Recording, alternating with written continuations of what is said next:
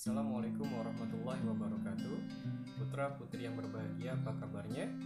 Semoga selalu dalam keadaan sehat dan tidak kekurangan suatu apapun. Sebelum kita mulai kegiatan belajar pada hari ini, Pak Eko ingin menceritakan sebuah kisah kepada kalian. Kisah tentang seekor belalang yang hidup dalam sebuah kotak.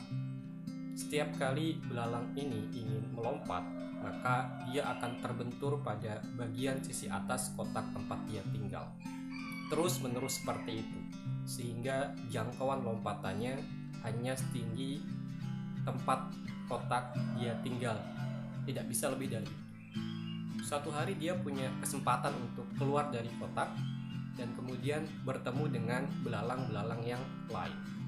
Dia pun keheranan, mengapa semua belalang di sekitarnya bisa melompat sangat tinggi, sementara dia tidak. Kemudian dia sadar bahwa ternyata kemampuan melompatnya tidak berkembang karena selama ini dia tinggal dalam sebuah kotak yang setiap kali dia melompat, dia akan terbentur pada bagian sisi atasnya dan tidak bisa melompat lebih tinggi dari itu. Putra-putri yang berbahagia, suasana belajar yang kita hadapi sekarang hampir mirip dengan suasana yang dimiliki oleh si belalang tadi.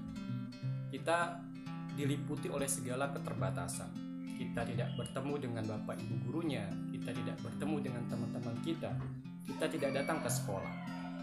Yang semua itu membuat cara belajar kita menjadi sangat terbatas, hanya mengandalkan pada sumber-sumber yang diberikan melalui fasilitas internet yang kita miliki.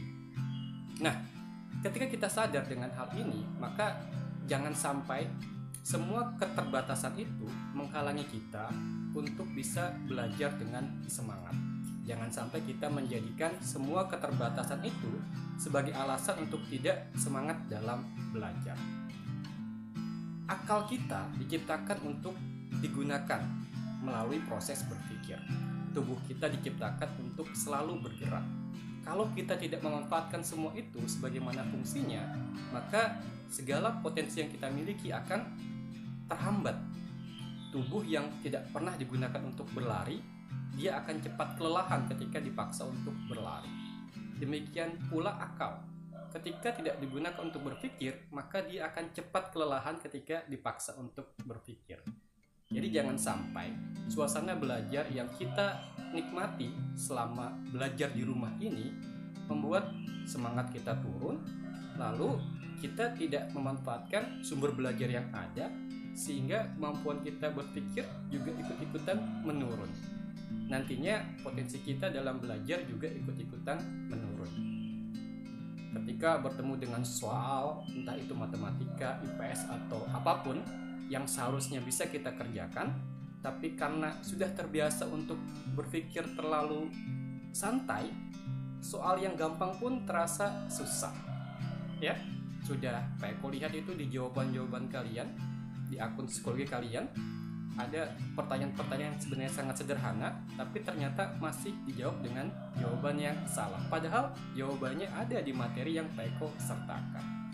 Nah, Pak Eko harapkan melalui kesempatan ini kita semua bisa menjadi belalang-belalang yang terus melompat setinggi mungkin, ya, tidak terhalang dengan keterbatasan yang kita miliki. Manfaatkan semua sumber belajar yang diberikan oleh gurunya atau yang kalian temukan di internet untuk memaksimalkan kemampuan kita dalam berpikir agar akalnya berkembang dan bisa digunakan sebagaimana mestinya, ya. Demikian mungkin yang bisa Pak Eko sampaikan. Cerita ini Pak Eko harapkan bisa menjadi motivasi sebelum kita belajar. Oke, sekarang kita mulai belajar, ya.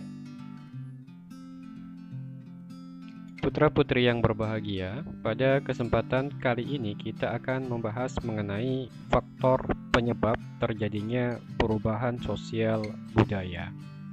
Faktor-faktor penyebab ini terbagi menjadi dua bagian, yaitu bagian yang menjelaskan mengenai faktor internal dan yang kedua merupakan bagian yang menjelaskan faktor eksternal. Sekarang kita akan membahas mengenai faktor-faktor penyebab terjadinya perubahan sosial budaya dari sisi internal dalam masyarakat itu sendiri. Kita mulai pembahasan ini mengenai perubahan sosial dari pertanyaan sederhana.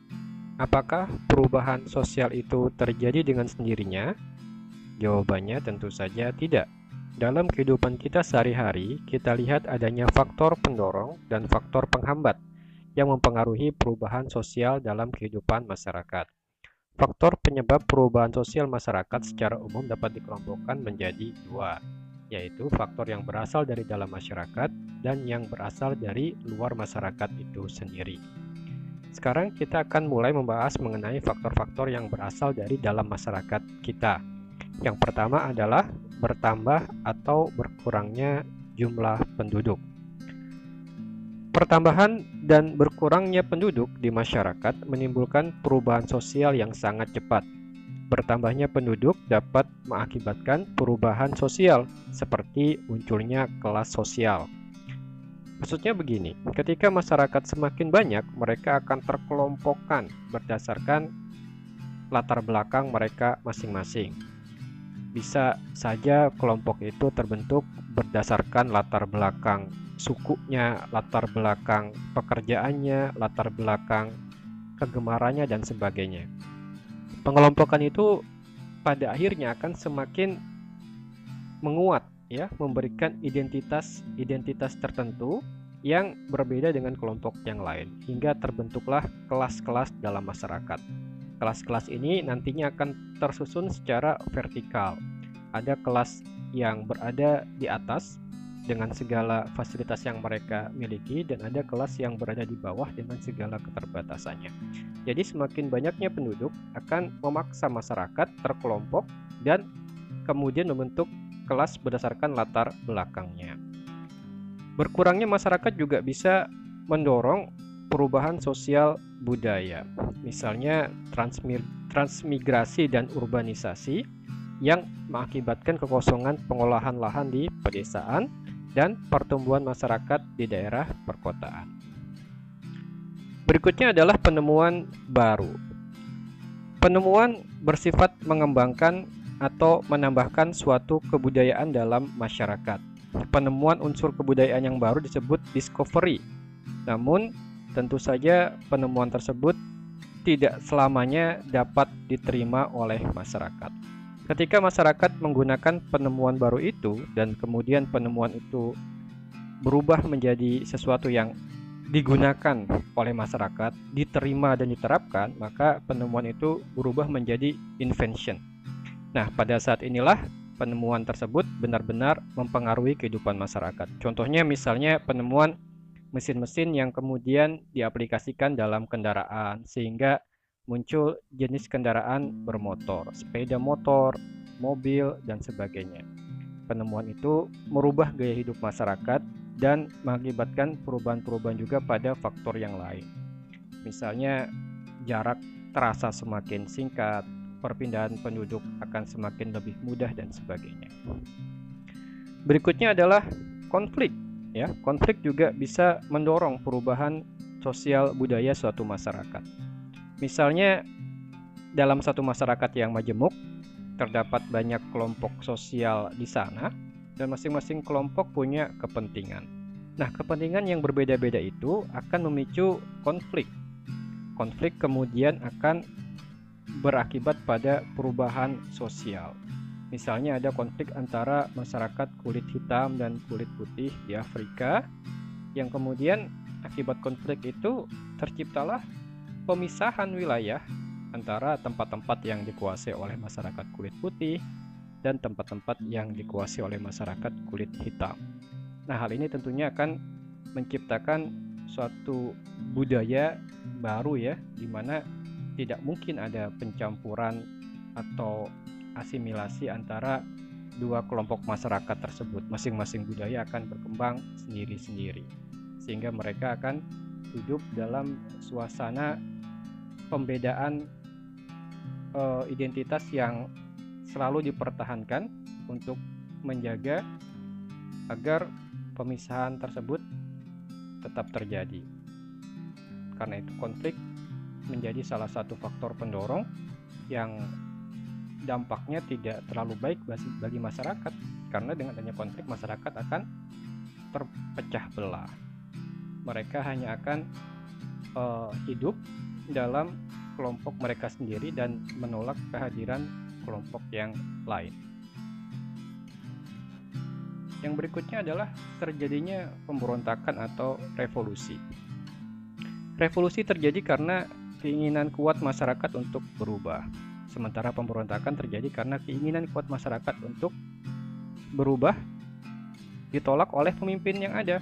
Akibatnya mereka memberontak. Jadi keinginan masyarakat untuk merubah sistem pemerintahan, merubah keadaan diri mereka sendiri disebut dengan revolusi. Ketika revolusinya tidak mendapatkan tanggapan dari yang berkuasa, maka revolusinya akan menjadi pemberontakan. Nah, hal ini akan berakibat besar pada keadaan sosial budaya. Misalnya ada pemberontakan kelas pekerja ya di Rusia yang sampai menjatuhkan kekaisaran yang berkuasa di sana. Berikutnya kita akan membahas mengenai faktor-faktor eksternal yang akan mempengaruhi perubahan sosial budaya suatu masyarakat. Faktor eksternal merupakan faktor-faktor yang berasal dari luar kehidupan masyarakat. Faktor pertama adalah perubahan lingkungan alam. Alam memiliki peran yang cukup penting dalam mempengaruhi perubahan sosial di masyarakat. Kita tahu jika alam merupakan tempat penyedia segala macam kebutuhan yang dibutuhkan oleh manusia, mulai dari makanan hingga tempat tinggal. Seiring berjalannya waktu, jumlah penduduk juga mengalami peningkatan. Tidak heran jika kebutuhan akan sumber daya alam juga ikut meningkat. Akibatnya alam terkena dampaknya. Contohnya pengalihan lahan hutan untuk pemukiman atau perumahan.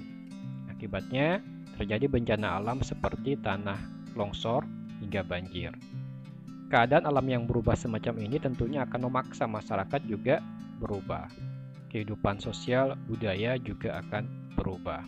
Manusia tidak bisa lagi memenuhi kebutuhannya hingga mereka harus mencari tempat yang baru, memulai kebiasaan hidup baru dan sebagainya. Faktor kedua yang mempengaruhi kehidupan masyarakat yang berasal dari luar adalah perang. Perang yang terjadi di suatu wilayah turut mempengaruhi perubahan sosial, baik untuk individu maupun masyarakat yang tinggal di daerah peperangan. Perang akan melibatkan keseluruhan komponen masyarakat dan membawa perubahan pada masyarakat dalam skala besar. Hal ini akan semakin terasa akibatnya bagi pihak yang mengalami kekalahan. Perang yang terjadi dalam sejarah dunia terbukti memberikan peran besar dalam kehidupan budaya masyarakat tersebut ya.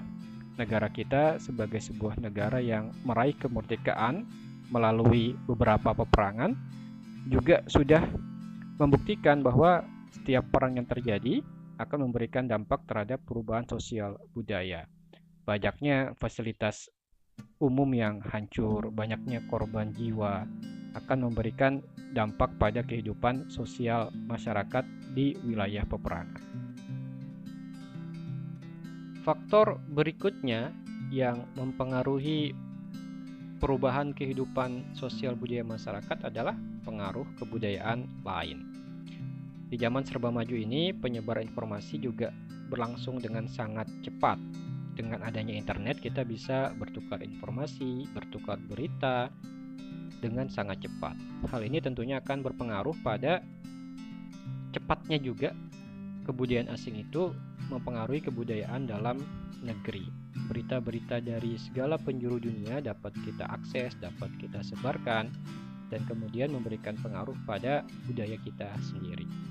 Baik, itu yang bisa Pak Eko jelaskan mengenai faktor-faktor yang mempengaruhi perubahan sosial budaya, baik yang berasal dari dalam ataupun dari luar masyarakat.